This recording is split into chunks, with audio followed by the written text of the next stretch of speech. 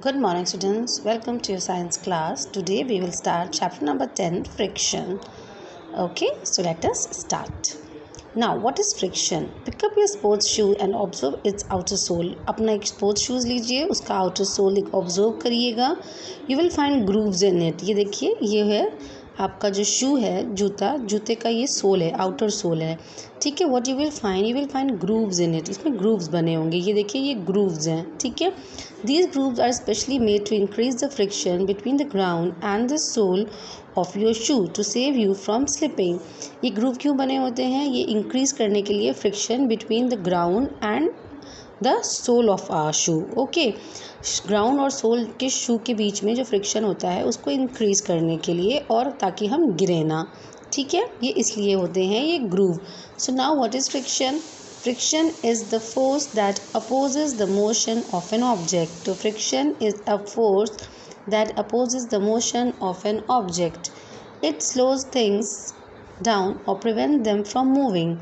ये क्या करता है? ये चीज़ों को स्लो कर देता है, स्लोज थिंग्स डाउन, और प्रिवेंट करता है मूव करने से. It always acts in a direction opposite to that of motion. It always work. ये हमेशा किस डायरेक्शन में काम करता है? Opposite to motion. मोशन के अपोजिट काम करेगा. It also tends to prevent a stationary object from moving. ठीक है. दिस ऑल्सो प्रिवेंट, ये क्या प्रिवेंट करेगा? स्टेशनरी ऑब्जेक्ट को मूव करने से भी इसको प्रिवेंट करेगा. Okay, now rub your hands together for some times. अपने हाथ को आप रगड़ लीजिए. Now place them on your cheeks. अब आप चीक्स पे रखिए अपने गालों को. व्हाट यू विल ऑब्जर्व, आप अपने हाथों को दोनों को खूब अच्छे से एक दूसरे के ऊपर रब करिए. ठीक है, दोनों हाथों को खूब अच्छे से रब करिए. And then place your hand on your cheeks. अपने गाल पे रखिए. आपको क्या दिखेगा? आपको समझ में आएगा कि आपको you will feel the warmth of your hands. आपको अपने हाथों की गर्मी अपने गाल पे नज़र आएगी. The friction cause by rubbing your hands together has produce this heat. ये जो फ्रिक्शन था, ये जो आपने दोनों हाथ को रब किया एक दूसरे से, जो फ्रिक्शन जो प्रोड्यूस हुआ है, ये फ्रिक्शन ही हमको गर्मी के फॉर्म में हाथों पे मिलेगा. जो हम चेहरे पे लगाएंगे तो हमको चेहरे पे वो गर्मी समझ में आएगी. This prove that friction produces the heat. ये तो प्रूफ हो गया कि फ्रिक्शन जो है वो हीट प्रोड्यूस करता है. Thus we can conclude the following properties of friction. ये दोनों प्रॉपर्टीज़ हैं फ्रिक्शन के लिए.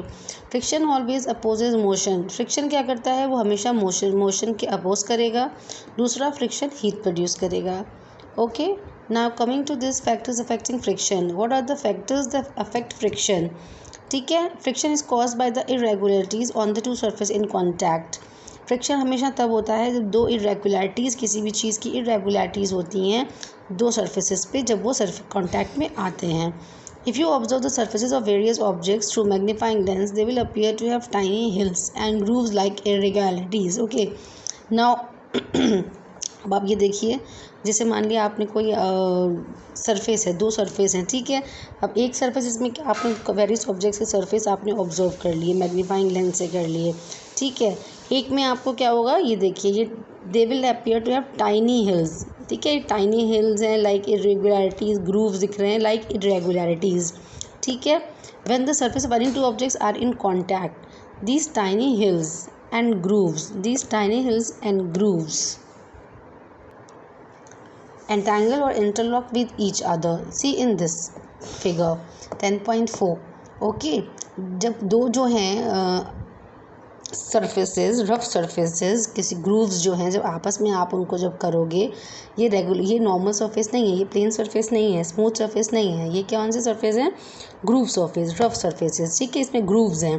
तो जब ये आपस में मिलेंगे, जब ये आपस में मिलते हैं, कांटेक्ट में आते हैं, जो टाइनी हिल्स जो होते हैं ये एकदम आपस में इंटरलॉक हो जाते हैं. ठीक है, जब ये आपस में इंटरलॉक हो जाएंगे तो this will oppose motion. When we attempt to move any one object, we have to apply force to overcome interlocking. जब आप इन दोनों में से कोई भी एक ऑब्जेक्ट को मूव करेंगे, हमको फोर्स लगाना पड़ेगा. ऐसे ही आराम से ये नहीं अलग हो सकते. On applying sufficient force, the interlocking breaks and the body begins to move. जब आप फोर्स लगाओगे तब इनके अंदर का जो अटैचमेंट है, इनके अंदर जो इंटरलॉक है, इंटरलॉकिंग ब्रेक हो जाएगा. जब इंटरलॉक ब्रेक हो जाएगा तो बॉडी तभी मूव करेगी जब आप फोर्स लगाओगे. ठीक है, okay. Now this activity, what this activity will say, by this activity आप ये ऑब्जर्व करोगे, कंक्लूड करोगे कि पेंसिल जो है वो आप किसी सरफेस पे जब रोल करते हो तो वो स्मूथ जाती है कि दिक्कत हो जाती है। सपोज़ आप क्या करना है, आपको कोई भी शीट ऑफ पेपर लेना है या हैंकी लेना है, हैंड टॉवल लेना है, रेक्टेंगुलर पीस ऑफ ग्लास लेना है, और you can take any wood, और आप एक पेंसिल ले लीजिए।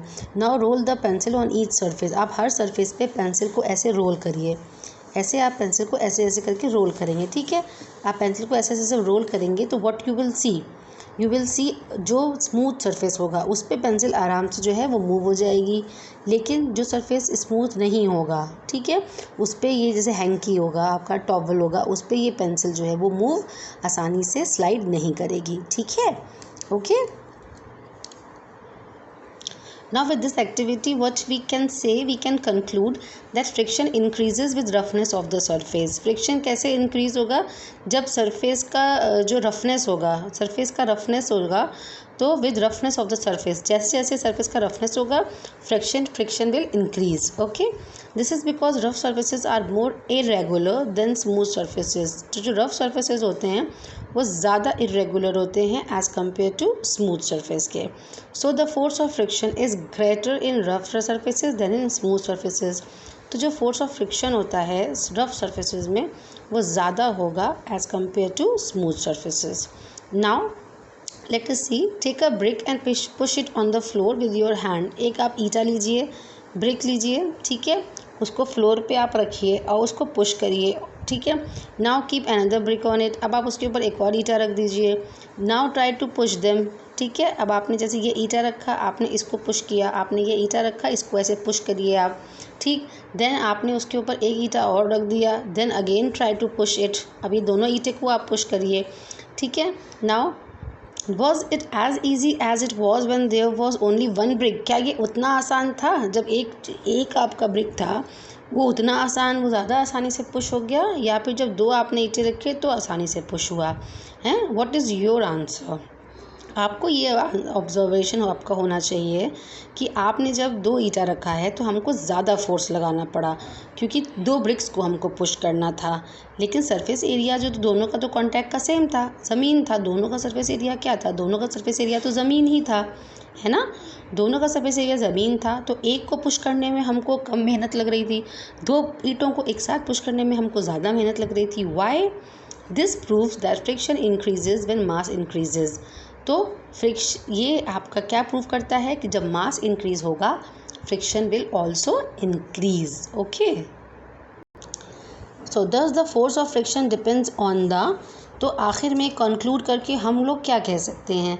We can conclude and we can say कि the force of friction depends on the nature और सर्फेसेस इन कॉन्टैक्ट और mass of objects in contact. ठीक है, तो वी कैन से कि जो फोर्स ऑफ फ्रिक्शन होता है that depends on, first is nature surfaces in a contact, nature surface, जो सरफेस का जो नेचर होगा जो कॉन्टैक्ट में है, and second thing is mass of the objects in contact, जिन ऑब्जेक्ट से आपका कॉन्टैक्ट होगा वो उनका मास डिपेंड करता है। तो इन दोनों फैक्टर्स पे फ्रिक्शन डिपेंड करता है। Force of friction is depending, okay, on these two factors.